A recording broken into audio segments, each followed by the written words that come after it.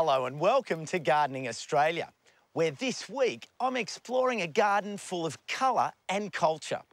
But first up, let's have a look at what's on this week's show.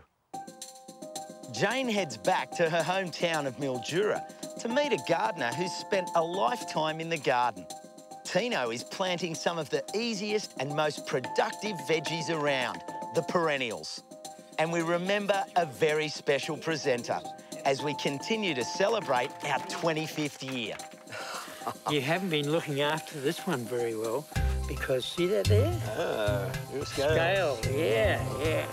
But first, I'm exploring Fagan Park, a massive 55 hectares of gardens and parkland north of Sydney, and it's known as the People's Park.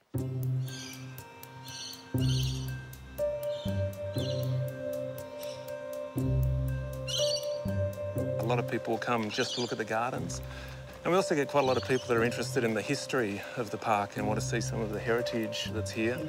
And, Scott Forbes is a horticulturalist, and he's also responsible for the care of this beautiful place. This was once a working farm, so the last of the Fagan family that owned this property didn't have any kids to pass it on to. So they actually signed a deed of gift in 1979. So this property is actually owned by the Crown, but as trustees, Hornsby Shire Council, we look after the maintenance and the preservation of this property. Fagan Park has open areas and space for play, but the main attraction is the area that's known as the Garden of Many Nations. Well, it's 10 hectares of theme gardens, which is centrally located in the park, and we can have a look at it if you like. Oh, I'd love to. This is the North American garden, Costa, and the big focus here is the trees. We've got some lovely species like these tupelos, pin oaks, and of course the Californian redwoods over there. The sequoias, I mean, I've been over there and stood amongst them, but to think they're 25 years old and already got that grandeur. Yes. Yeah, that's right, and they've got a lot of growing to do still, but they've already got a very impressive status about them. And also in here we have some perennials as well, but not everything is North American. It's not a botanic garden as such. Yeah. So because of the water restrictions that we have to work with here, we take all of our water from a dam down the back. We have to be very careful with what we plant.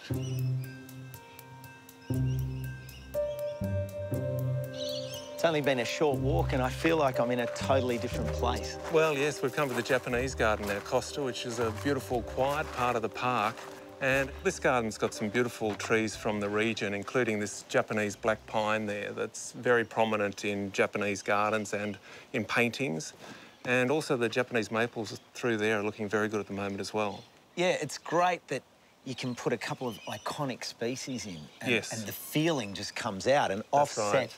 The Japanese tea house, that's right, and all Against feels, that, yeah. and you feel like you're there. Absolutely, it's a very peaceful. A lot of people come in here and just spend a bit of time just sitting down and just reflecting on it. It's a very peaceful garden.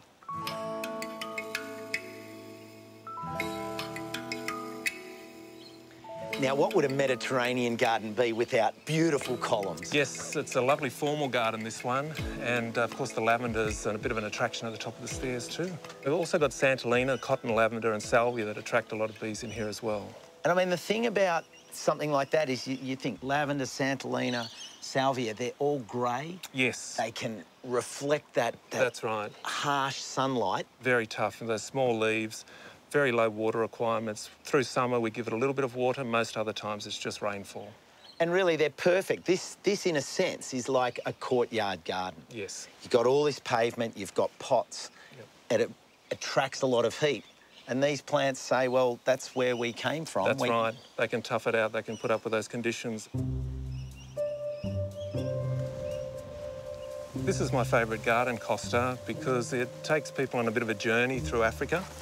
On this side, you've got the really dry, arid sort of plants. So, you know, a few of the varieties here. We've got crassula that are looking good at the moment. There's aeoniums in flower. And we've also got euphorbias, all, you know, very dry, tolerant plants. And then it takes you through to the lush Congo jungle style of garden down the bottom there. And these aloes, they're towering above us. Yeah, they're looking stunning. Again, plants that need very little maintenance, and that's exactly what we need here. Fagan Park is a huge place with lots to discover, and I'll be back later in the program to explore it some more. How great is it to see Col again? We all miss him. Now, while Fagan Park has a long history of its own, this 2 hectares of orchard and veggie gardens is a more recent development. It's called the Eco Garden and it's coordinated by Tanya Mean. What's it all about? Well, look, an eco garden is many things, and firstly it's about community, and as you can see we've got lots of wonderful volunteers here today. We have lots of visitors through the garden, we have lots of kids activities and workshops. So first and foremost it is about community, and it's about engaging with people and getting them excited about coming and learning about growing their own.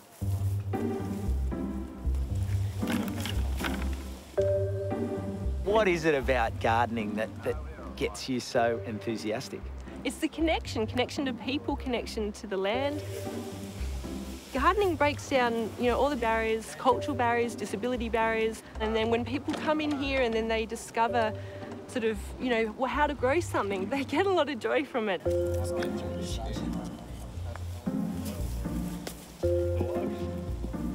Tanya, there's no doubt that this place will continue to be the People's Park.